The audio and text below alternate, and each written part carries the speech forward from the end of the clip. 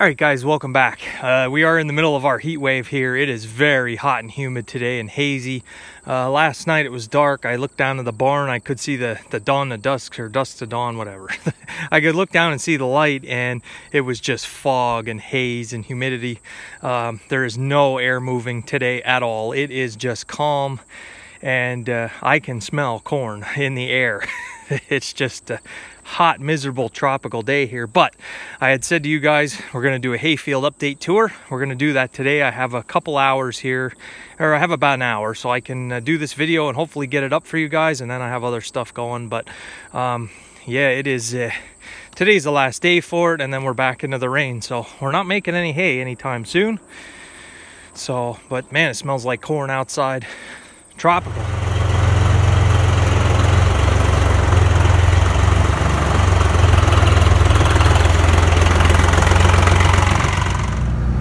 All right, so second cut hay. We'll touch on this field on the way back because I did cover that in a previous video. That was the chicken manure field. About 3 tons to the acre got on there.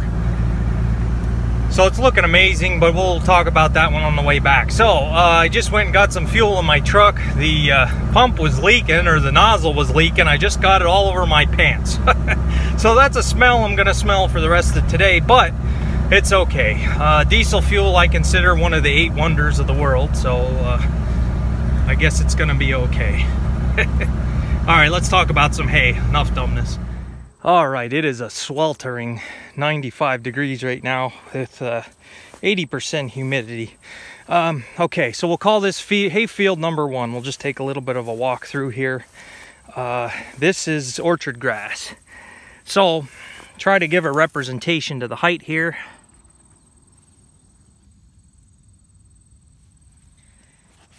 I don't know if you can see, it's kind of laid over from the pounding rain. If you would take these blades and stretch them out, I'd say we got a foot of growth, which doesn't seem like a whole lot.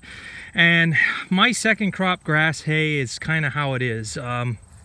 We did wonderful with first cut on this farm this year. The bales, like I say, were denser. I did a better job with the baler this year, and we still had extra bales left over. So this year was great for hay.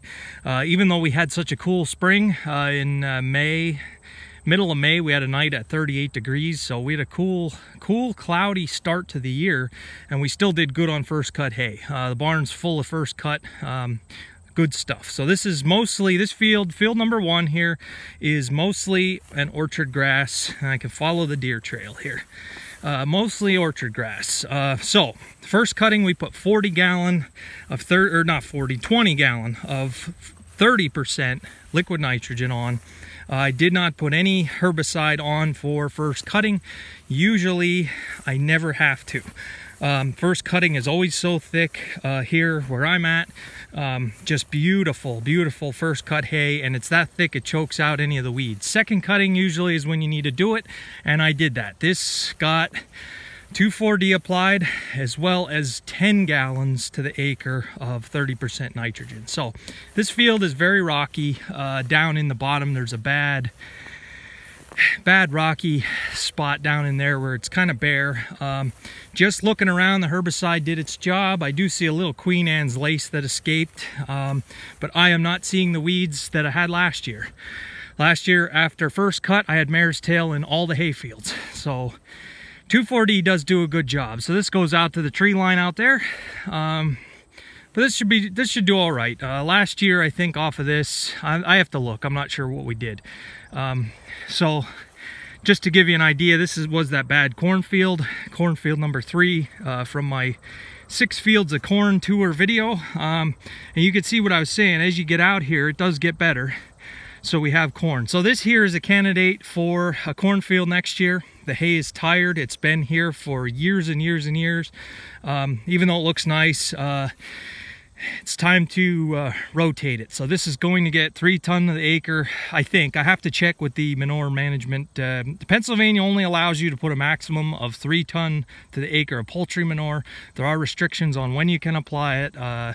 It's a whole thing with creeks. Well, up here in the hill, there are no creeks or rivers or streams or anything like that. Houses and wells, there's a setback. Up here, there are no houses or wells. The closest well right now is probably a 1/4 mile. And it's my well. So out here I think we can do some chicken manure spreading, and this is going to get 2 tons of high mag lime just as soon as this second cutting is off. It's going to get limed and chicken manured, so this will be nice. You'll see I have that strip of beans that I explained in my soybean tour video, then a strip of corn.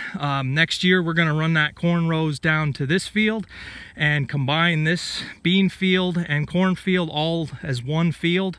We'll do corn on corn there, and then this will be corn, and then this will be corn. So I'm going to have them plant it as it's like 2 fields, because there's a hump there from the tillage. See where the high grass is coming up? It's too much of a hump, so I wanted to plant this one just like he would plant if it was its own field. Coming down there, that's going to be back into beans next year, so we'll have corn from there all the way to the other end of the farm. It's a lot of corn. Next year I probably won't be spreading out my risk as much with an equal. I have more corn this year than beans. Usually, well, last year I had more beans than corn. This year I have more corn than beans, so it's just different rotations here. Like I say, my grain buyer needs corn, so we can grow corn. So this is old sod, and we have to make sure when he plants this that the down pressure is correct, because this ground's going to be harder than by then it'll be 3rd year no-till for areas like this. That cornfield's going to go back into beans, so we are going to have some acreage of beans, but not to the extent that I have this year. So, all right, so that's field number 1. We'll do all right, but it's not what some guys have, even with the amount of rain that we have, but I'm still pretty happy with it. I probably could have went more nitrogen, but that's fine. It's all right. So, all right, field number 2. All right, hay field number 2. This is a contour strip right across the road from the other one. There is this road that comes up through the whole center of the acreage here. It's close to being in the center. It's the access road to get to the contours. So this field, this is orchard grass out at this end, and the further you go out, if I were to start walking right now, it would take me probably, it'd take a while till I would get all the way around. This goes in a contour all the way around this field here. This is a huge half circle, and that bean field down there is another huge half circle that goes from one end to the other. That lower one is pretty long. It takes you a while to get from one end to the other. So what do we have here? This is orchard grass. You can see it's starting to get brown in some places, so we are at the time of the year when it's time to cut it, and I'm just waiting on the weather. Well, it's nice today. Tomorrow's gonna rain again. So, but anyway, like I was saying, you get out to the other end and it's almost just 100% Timothy. It's a beautiful Timothy field. I'm gonna go back up to my pickup, and I will take you to the other end of this field and show you kind of what the other end looks like. You guys have seen it, but come along for a ride. Oh man, it's hot today. Whew. I didn't do any physical labor yet, and my shirt is soaked. All right, so this is a ditch here. This is the end. Once you get to the end, contours all the way around to here. You can see where the soybean field contours. It follows it basically down to that tree line, and then we have this triangle here of beans. This is a ditch. We have to stay out of this ditch. I just mowed it 2 days ago, 3 days ago, because there were some nasty weeds coming up in it. I did try to make the hay in this ditch with the hay bine, and it was a terrible decision. You can't see it on camera, but that gets pretty deep there, right there. If I get my tire in there, I can almost roll a tractor.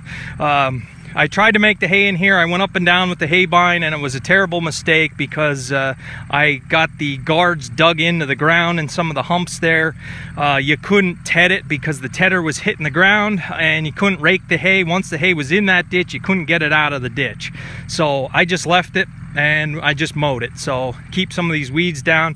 This is really the end of the field here. You can see where I turned around. Maybe you can, maybe you can't with the drop hoses with the nitrogen. Burn the grass there, but you see what I was saying about the Timothy.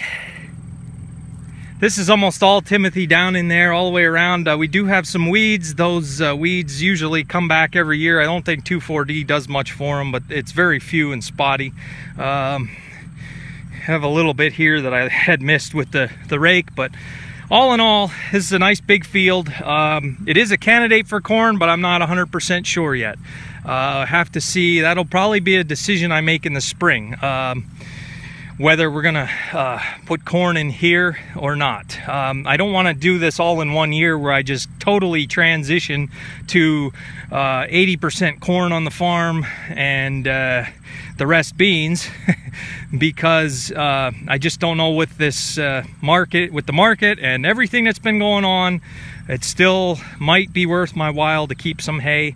I have to keep 2 fields no matter what. They're just totally unfarmable for any other row crops. So I will always have 2 fields. So anyway, this is field number 2.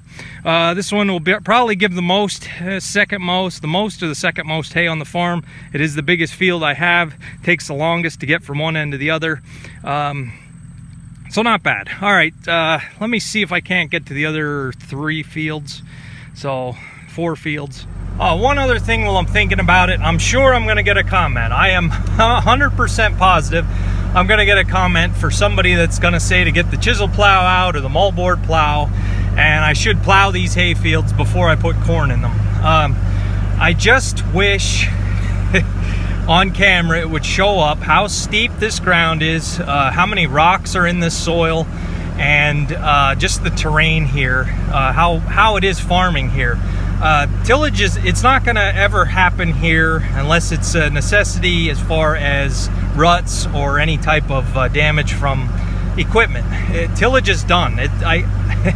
There are, especially that first hay field I showed you guys, the amount of rocks that are out in that other end, it is just astronomical. So we're not tilling, we're not ripping them up. If I were to take a chisel plow and rip up that field, I would have a disaster on my hands. Because these fields here, they were picked with a rock picker and picked and picked and picked for years. Those hay fields were not. Those hay fields did not have any type of a rock picker or any rocks being picked. So you figure from the 50s, 60s when the hay was put in, it's going to be a total disaster. So we just can't. We cannot till here. It's so steep. That hay field I showed you probably, well, on the soil test map, I know it's 18 to 25% slopes. So it is too steep to have exposed dirt with the rains that we have. All the dirt's going to be in the Chesapeake Bay. I am a no-till farmer out of necessity. I have to, in this soil, in this terrain. I can't be a tillage farmer.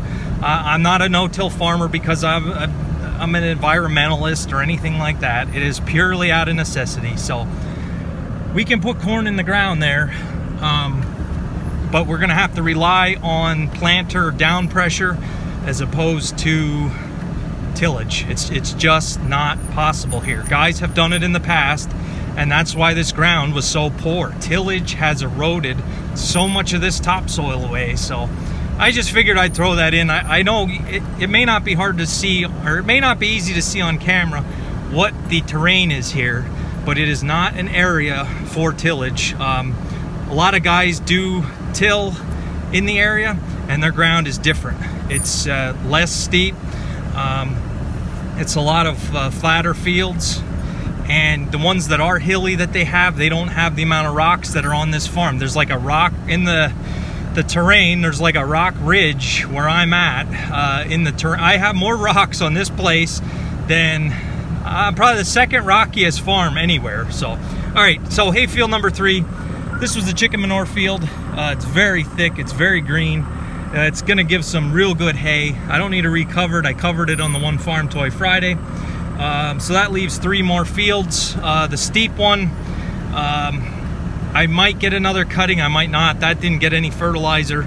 The one behind my house, that's coming back real nice. I guess I don't really have time to do any more. And then there's one above my house that is 100% Timothy.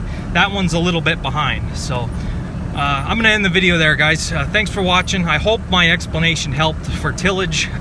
I know a lot of guys like tillage. I know. I miss it. I used to till, but it's just not gonna, it can't happen here. So thanks for watching.